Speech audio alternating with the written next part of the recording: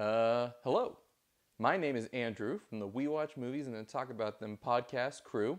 And this week, like pretty much the entire world, we watched Avengers Endgame. This is the culmination of the Marvel Cinematic Universe up to this point. It is the end of Phase 3 of the Marvel Cinematic Universe, which concludes the storylines of most of the major Marvel characters that have been here since the beginning.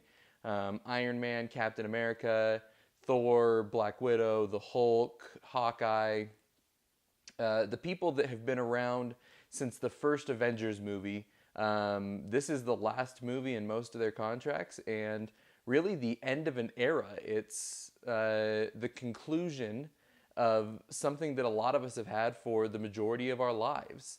I remember when Iron Man 1 came out, and I could not have possibly imagined at that point what this would turn into, that it would be such a worldwide phenomenon and such an emotional centerpiece to the lives of a lot of kids in my generation. So this movie is a big deal for a lot of reasons. There is a lot riding on this film, not just for these characters that have been built up and have evolved and have changed and grown over the course of 22 movies at this point, but it's a big deal and it has a lot riding on it for Disney, for Marvel as a brand, for the Marvel Cinematic Universe, and for the audience. We are invested in these characters at this point, and we want to know what's going to happen.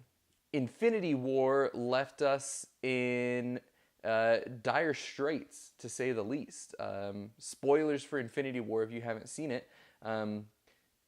Thanos won in that movie. He eliminated half of all life in the universe. And for the first time in the Marvel Cinematic Universe, we got to see our heroes lose.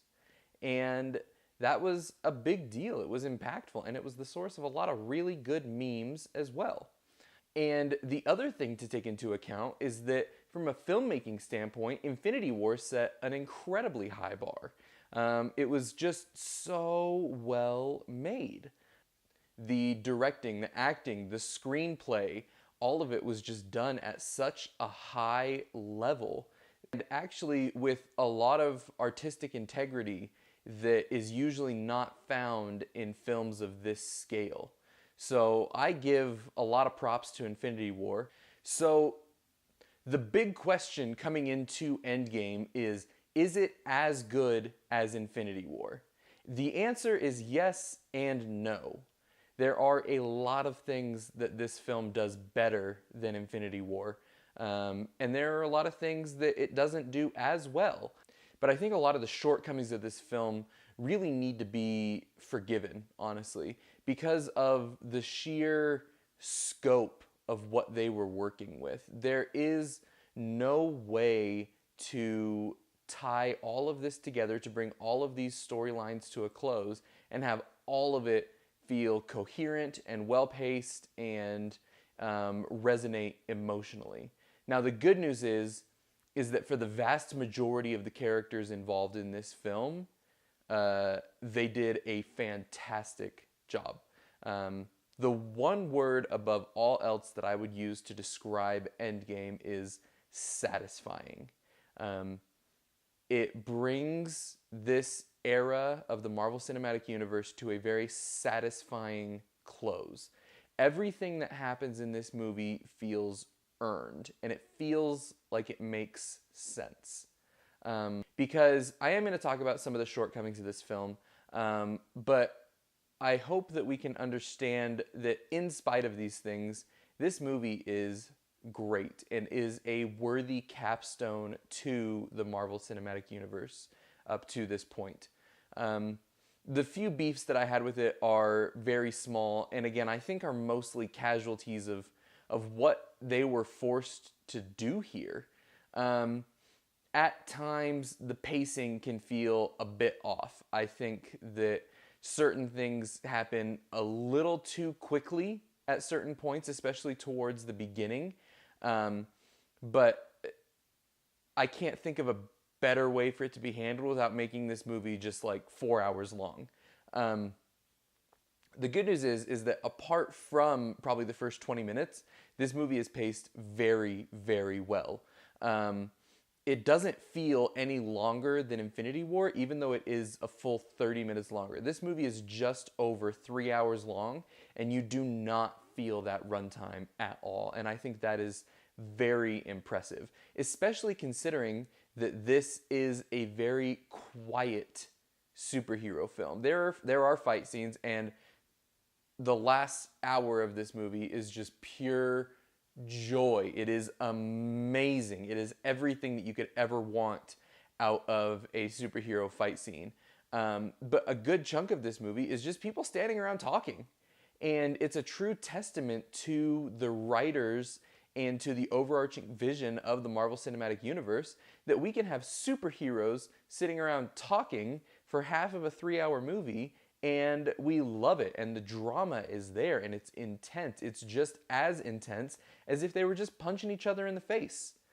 So major props there. Speaking of the fight scenes, the one of my other few beefs with this film is that some of the fight scenes, particularly towards the end, are a little more confusing than what we got in Infinity War. It's a little harder to keep track of where people are in relation to each other in these fight scenes, and some of the editing is a little bit more hectic that I feel covers up some of the action. One of the things that I praised most heavily about Infinity War was how good the action directing was, that you knew where everybody was, that every punch, where it came from, who it came from, where it landed, all made sense. Some of that is lost here, but again, I think that's just due to scale. And then finally, and I don't even know if this is really a negative, but you cannot watch this movie without having seen at least a very good chunk of the Marvel Cinematic Universe up to this point. However, I do think that on the side of the filmmakers, it is safe to assume that people have seen these movies. But then the other side of that coin is that this movie so heavily rewards investment in these characters and in this universe. If you have taken the time to get to know these characters and to become invested in them, that pays off so heavily. Regardless of who your favorite character is in this universe, you will be satisfied with the role that they play in this movie. The reason for that really comes back to the writing, how strong the writing is here, and how well these writers understand these characters. The motivations of each one make perfect sense in the context of their characters. So, as I said towards the beginning of the review, everything feels earned. Nothing feels cheaped out. Nothing feels like it was just handed to anybody on a silver platter. The things that the characters accomplish in this movie, they work for, and the consequences are earned. Another thing that I loved about this movie is how much it took me by surprise. I had a lot of theories going into this. I talked about some of them on the podcast. I did not see it going this way. This movie is very surprising. I did not see the story going in the direction that it did, and I loved it. It was refreshing to be surprised and to be satisfied by a surprise. And I, again, want to give the filmmakers props on this to have the balls to go in kind of a weird direction with it. Overall, this film is great and it's worth your time. I'm sure that everybody who wants to see this movie is going to see it. The people who are invested are going to see it. But for those of you who are not as familiar with the Marvel Cinematic Universe, it's worth your time. It is a huge time commitment, and you don't need to feel like you need to do it all at once. But if for some reason you've been holding out, this is a story that's worthy to be told. These are characters that are worthy to be examined and to be dissected. And we do just that on this week's episode of We Watch Movies and Then Talk About Them. You can find that here on YouTube or anywhere that you get your podcasts. We go into a lot more depth as to who our favorite characters are over the course of the cinematic universe, how we feel about their concluding character arcs, how we feel about the way that they have developed and the things that we learned along the way. I think that's about all I can say about this film without getting into spoilers. Again, the podcast spoils everything, so don't listen to that unless you've seen the movie. But then after you watch the movie, make sure you go listen to that episode of the podcast. As I said towards the beginning of the review, this film in a lot of ways is better than Infinity War and in a few ways falls short. And I really do think that along the way it evens out. So overall, I'm going to give Avengers Endgame a 9 out of 10. And that'll about do it for this review of Avengers Endgame. Again, make sure you go check out our episode of We Watch Movies and Then Talk About Them here on YouTube or anywhere that you get your podcasts. And we'll see you next week.